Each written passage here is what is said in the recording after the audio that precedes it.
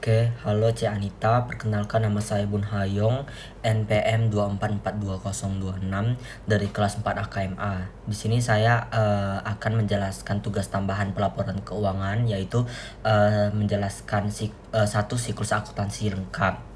Jadi di sini sebelum menjelaskan siklus akuntansi lengkap kan disuruh pilih jenis usaha. Jadi di sini saya pilih jenis usaha laundry kiloan. Kenapa? Karena usaha laundry kiloan ini dia itu gampang dijadikan contoh penjelasan siklus akuntansi lengkap untuk pembelajaran saya juga. Jadi nama usaha saya itu Laundry Bersih Wangi. Oke, jadi periode akuntansi yang saya pilih itu periode bulan Mei dari tanggal 1 sampai tanggal 31. Laundry Bersih Wangi merupakan usaha jasa laundry kiloan yang melayani pencucian dan penyetrikaan pakaian pelanggan. Selama bulan Mei 2026, Laundry Bersih Wangi melakukan beberapa transaksi sebagai berikut. 1 Mei, pemilik menyetorkan modal awal ke kas usaha sebesar 15 juta. 2 Mei, dibeli peralatan laundry berupa mesin cuci dan setrika secara tunai sebesar 6 juta. 3 Mei, dibeli perlengkapan laundry berupa deterjen, pewangi plastik, dan nota secara tunai sebesar 1.200.000. 5 Mei, dibeli perlengkapan laundry secara kredit dari toko Sinarjaya sebesar 800.000. 8 Mei diterima pendapatan jasa laundry secara tunai sebesar 2.500.000. 10 Mei diberikan jasa laundry kepada pelanggan secara kredit sebesar 1.500.000. 13 Mei dibayar beban sewa tempat usaha sebesar 1 juta. 16 Mei diterima pembayaran piutang dari pelanggan sebesar 1 juta. 20 Mei dibayar sebagian utang kepada toko Sinarjaya sebesar 500.000. 24 Mei dibayar beban listrik dan air sebesar 600.000. 27 Mei diterima pendapatan jasa laundry secara tunai sebesar 3 juta. Dan 30 Mei pemilik mengambil uang usaha untuk keperluan pribadi sebesar 700.000. Oke, jadi di sini kita disuruh analisis transaksi laundry bersih wangi dulu. Yang 1 Mei itu pemilik kan menyetorkan modal awal sebesar 15 juta ke kas usaha. Jadi transaksi ini menyebabkan kas bertambah dan modal bertambah. Karena kas termasuk aset dan aset bertambah dicatat di debit, maka kas itu posisinya di debit. Sedangkan modal itu bertambah tapi dicatatnya di kredit. 2 Mei, dibeli peralatan laundry secara tunai sebesar 6 juta. Nah, dia itu beli peralatan laundrynya itu secara tunai. Tunai itu artinya pakai kas juga. Jadi bikin peralatan bertambah dan kas berkurang. Jadi peralatan itu kan termasuk aset kan. Jadi dicatatlah di bagian debit. Sedangkan kas itu berkurang karena dipakai. Jadi dicatatnya di kredit. 3 Mei, dibeli perlengkapan laundry secara tunai sebesar 1.200.000. Transaksi ini menyebabkan perlengkapan bertambah dan kas berkurang. Perlengkapan termasuk aset kan, jadi dicatatnya di debit. Karena pakai tunai, pakai kas lagi, jadi berkurang. Jadi kas dicatat di kredit. 5 Mei, dibeli perlengkapan laundry secara kredit sebesar 800.000. Jadi itu usaha ini beli peralatan itu secara kredit, jadi utang usaha bertambah. Jadi perlengkapan itu kan aset kan, dicatatnya di debit. Sedangkan utang usaha itu kewajiban, jadi bertambah, dicatatnya di kredit. 8 Mei, diterima pendapatan jasa laundry secara tunai sebesar 2.500.000. Nah, transaksi ini tuh bikin kas bertambah dan pendapatan jasa juga bertambah. Kas sebagai aset bertambah dicatatnya di debit, sedangkan pendapatan bertambah dicatat di kredit. 10 Mei, diberikan jasa laundry kepada pelanggan secara kredit sebesar 1.500.000. Transaksi ini tuh bikin piutang usaha bertambah dan pendapatan jasa bertambah. Piutang usaha kan termasuk aset kan, jadi bertambah dicatatnya di debit. Sedangkan pendapatan jasa itu bertambah juga, tapi dicatatnya di bagian kredit. 13 Mei, dibayar beban sewa tempat usaha sebesar 1 juta. Transaksi ini tuh bikin beban sewa bertambah dan kas berkurang karena kas dipakai lagi. Jadi beban usaha sewa itu dicatatnya di bagian debit, sedangkan kas itu dicatat di bagian kredit. 16 Mei, diterima pembayaran piutang dari pelanggan sebesar 1 juta. Transaksi ini menyebabkan kas bertambah dan piutang usaha berkurang. Kas bertambah dicatatnya di debit, sedangkan piutang usaha sebagai aset berkurang dicatat di kredit. 20 Mei, dibayar sebagian utang kepada toko Sinar Jaya sebesar 500.000. Nah, transaksi ini tuh bikin utang usaha berkurang karena kan sebagian utang kan dibayar ke toko Sinar Jaya. Jadi utang usaha berkurang dan kas juga berkurang. Utang usaha berkurang dicatat di debit, sedangkan kas berkurang dicatat di kredit. 24 Mei, dibayar beban listrik dan air sebesar 600.000. Nah, transaksi ini tuh bikin beban listrik dan air bertambah dan kas berkurang karena kan uang dipakai lagi. Jadi beban bertambah dicatatnya di bagian debit, sedangkan kas itu berkurang dicatat di bagian kredit. 27 Mei, diterima pendapatan jasa laundry secara tunai sebesar 3 juta. Transaksi ini tuh bikin kas bertambah dan pendapatan jasa juga bertambah. Kas bertambah dicatat di bagian debit, sedangkan pendapatan jasa bertambah dicatat di kredit. 30 Mei, pemilik mengambil uang usaha untuk keperluan pribadi sebesar 700.000. Nah, transaksi ini tuh bikin price bertambah karena kan pemilik ngambil uang usaha untuk keperluan pribadinya. Jadi bikin kas berkurang. Jadi price bertambah dicatatnya di bagian debit, lalu kas berkurang dicatat di kredit. Nah, di sini kan ada jurnal umum kan. Nah, jurnal umum itu adalah tempat pertama untuk mencatat transaksi secara resmi dan berurutan berdasarkan tanggalnya. Jadi di jurnal umum harus ada tanggal, nama akun, dan debit kredit. Setiap transaksi harus seimbang antara debit dan kredit ya, biar hasil akhirnya itu balance. Jadi itu di sini saya ada buat jurnal umum laundry bersih wangi periode 1 sampai 31 Mei 2026. Jadi kan tadi kan udah dijelasin kan analisisnya itu tinggal dimasukin aja ke jurnal umum. Jadi inilah jurnal umum saya dari transaksi yang tadi setelah saya jelaskan. Nah, jadi di sini ada buku besar. Nah, buku besar itu adalah tempat untuk mengelompokkan transaksi berdasarkan akun masing-masing. Misalnya, semua transaksi yang berhubungan dengan kas dikumpulkan di akun kas. Semua transaksi piutang dikumpulkan di akun piutang usaha besar. Jadi dari buku besar ini kita bisa tahu saldo akhir setiap akun. Gampangnya buku besar itu merapikan transaksi dari jurnal umum ke akun-akun tertentu. Jadi di sini ada total 10 akun. Jadi akun kas ini saldo akhirnya itu kita tahu 11.500.000. Akun piutang usaha itu ada 500.000 saldo akhirnya. Akun perlengkapan laundry itu saldo akhirnya 2 juta. Akun peralatan laundry itu saldo akhirnya 6 juta. Akun utang usaha itu saldo akhirnya 300.000. Akun modal itu saldo akhirnya itu 15 juta. Akun pendapatan jasa laundry itu saldo akhirnya 7 juta. Akun bebas sewa itu saldo akhirnya 1 juta. Akun beban listrik dan air itu saldo akhirnya itu 600.000. Dan akun prive itu saldo akhirnya itu 700.000. Oke, kita lanjut ke bagian ringkasan saldo buku besar sebelum penyesuaian. Nah, jadi itu ringkasan ini tuh biar mempermudah kita sih, kita pindahin dari yang awalnya buku besar itu ada setiap kayak di buku besar ini kan ada banyak kan keterangannya itu. Nah, jadi ringkasan ini ya kita ringkasin semuanya itu jadi satu gitu, jadi dikit, cuman saldo akhirnya aja. Jadi dapat balance kan 22.300.000, dua-duanya sama. Nah, jadi di sini ada neraca saldo sebelum penyesuaian. Neraca saldo sebelum penyesuaian itu daftar saldo semua akun setelah diposting ke buku besar, tetapi belum disesuaikan.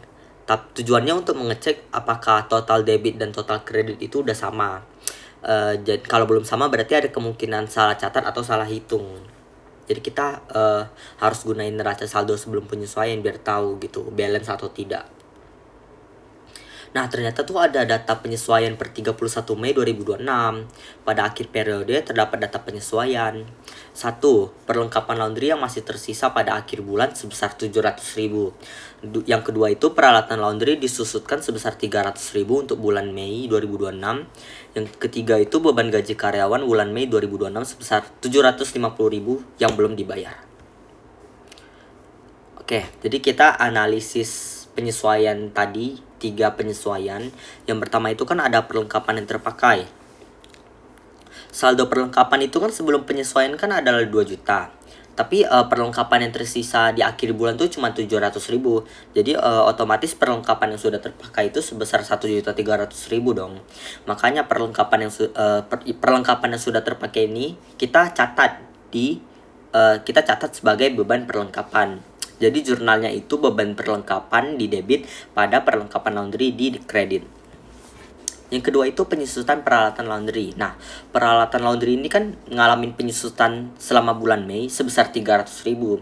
Penyusutan ini dicatatnya sebagai beban penyusutan peralatan di debit dan akumulasi penyusutan peralatan di kredit.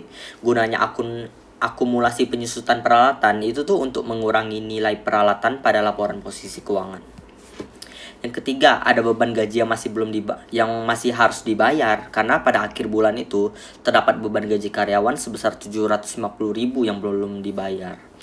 Karena beban gaji sudah menjadi beban bulan Mei tetapi belum dibayar, maka harus dicatat sebagai beban gaji itu posisinya di debit pada utang gaji di kredit.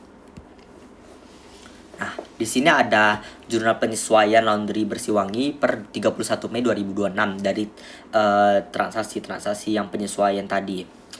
Jadi ada keterangan beban perlengkapan pada perlengkapan laundry, beban penyusutan peralatan pada akumulasi penyusutan peralatan, dan beban gaji pada utang gaji. Jadi totalnya itu balance 2.350.000.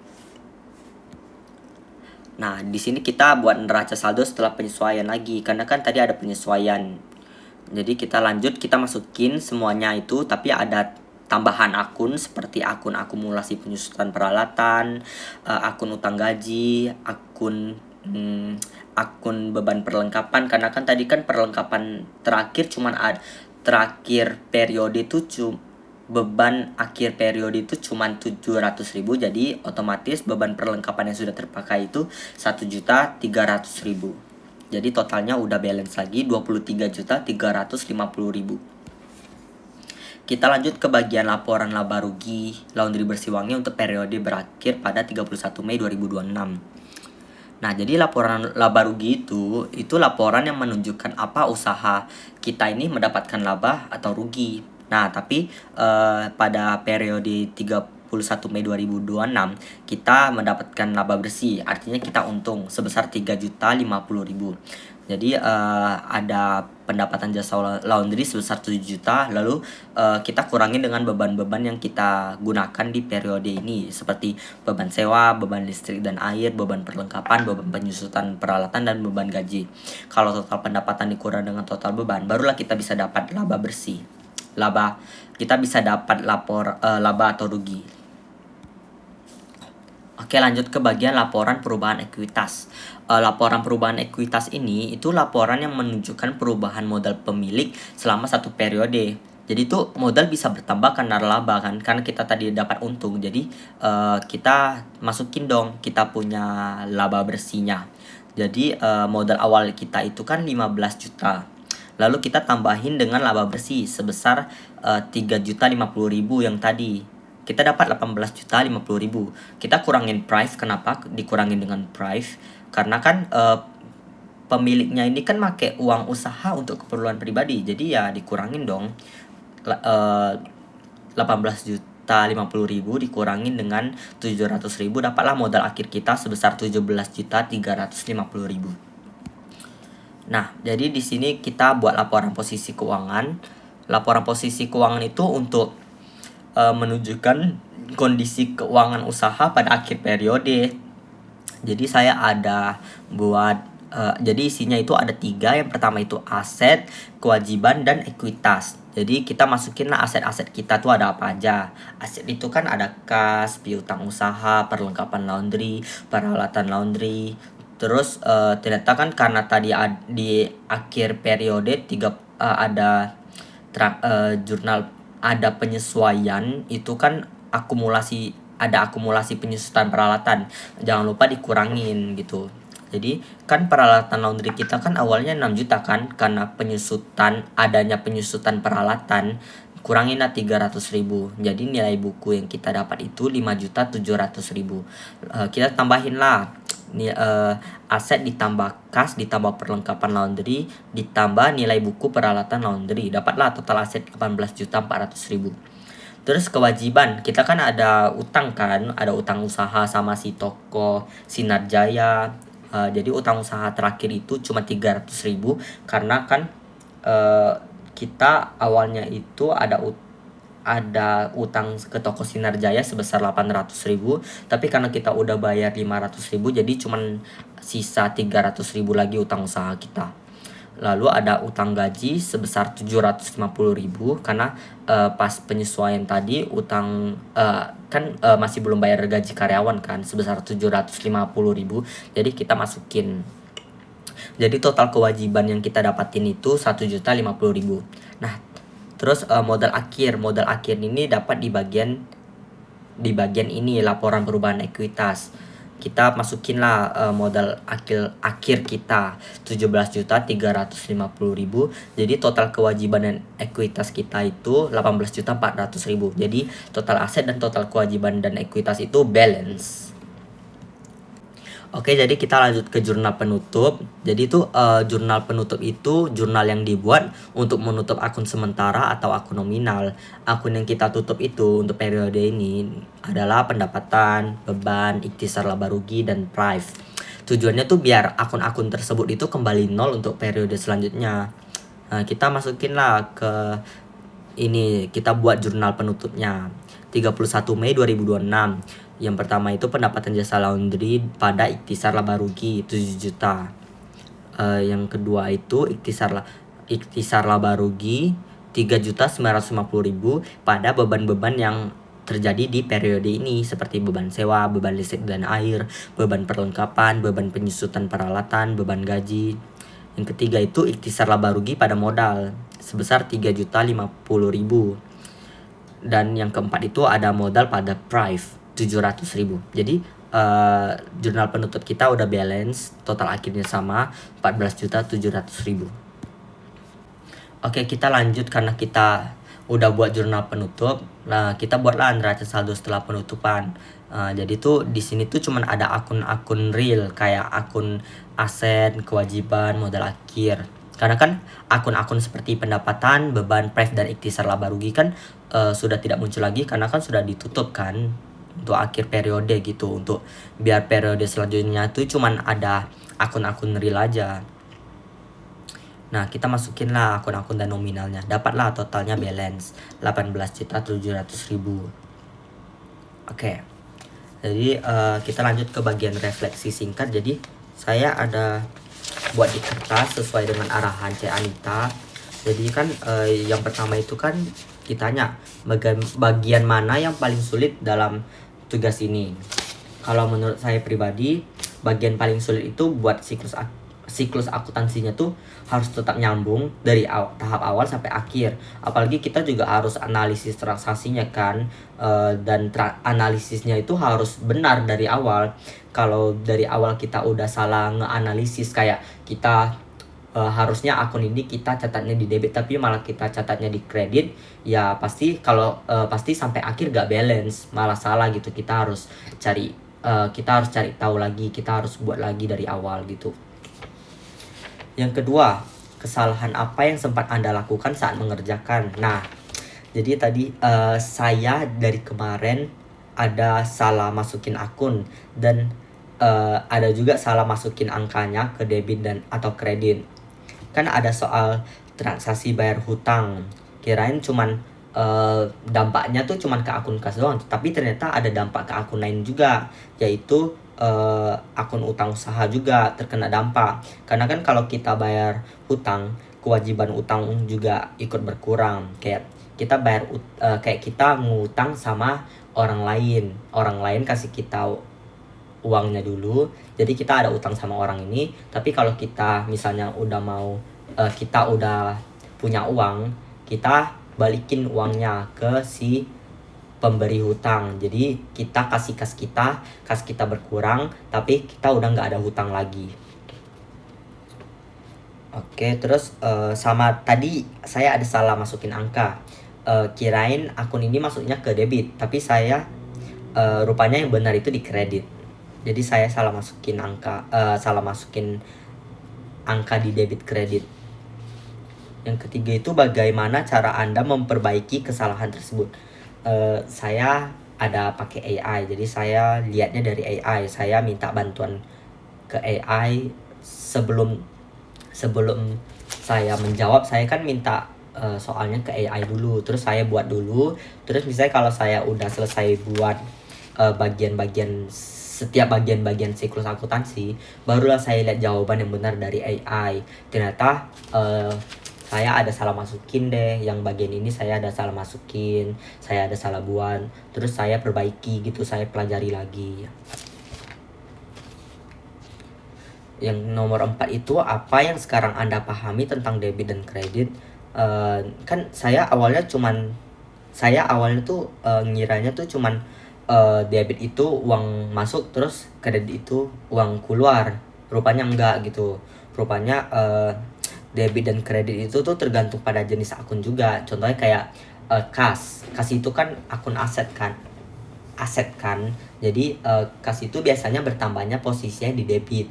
Misalnya kayak kita kita jual barang, kita jual peralatan, atau peralatan kita, barang kita jual barang kita, terus barang kitanya ini dibeli sama orang lain, jadi barang kita berkurang. Jadi karena berkurang posisinya di kredit, terus kita dapat uang kan, dapat tunai dari si pembeli, kita dapat kas, jadi kas dicatat di debit. Jadi kas bertambah, peralatan berkurang.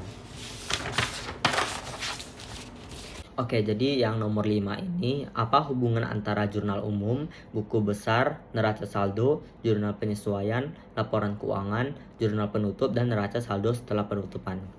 Jadi, jurnal umum itu sebagai tahap awal untuk mencatat transaksi. Lalu kan setiap transaksi kan akunnya ada yang berbeda-beda. Nah, setiap akun itu dibuatkan buku besar. Lalu setelah buat buku besar, kita jadi tahu saldo setiap akun dan buatlah neraca saldo sebelum penyesuaian. Lalu biasanya memang ada penyesuaian kan di akhir periode itu, dan dibuatlah jurnal penyesuaian biar saldo akun lebih sesuai di akhir periode. Setelah itu kita buat neraca saldo setelah penyesuaian biar bisa buat laporan keuangan. Kita buatlah laporan keuangan. Akun seperti pendapatan, beban, dan prive harus ditutup melalui jurnal penutup. Terakhir, ada neraca saldo setelah penutupan dibuat biar kita tahu saldo akhir akunnya yang nyata buat dibawa ke periode selanjutnya. Yang nomor 6, apa manfaat tugas ini bagi pemahaman Anda terhadap akuntansi keuangan? Kalau saya sih, saya jadi tahu lebih nangkap tentang siklus akuntansi beserta pemahamannya lebih dalam. Saya jadi paham transaksi mana yang masuk debit dan kredit. Oke, di sini ada pernyataan penggunaan AI. Saya menyatakan bahwa tugas ini saya kerjakan sendiri. AI hanya digunakan sebagai alat bantu belajar, bukan sebagai pengganti pemahaman dan pengerjaan pribadi. Saya siap menjelaskan kembali isi tugas ini apabila dimintai oleh dosen. Terima kasih, Ci Anita.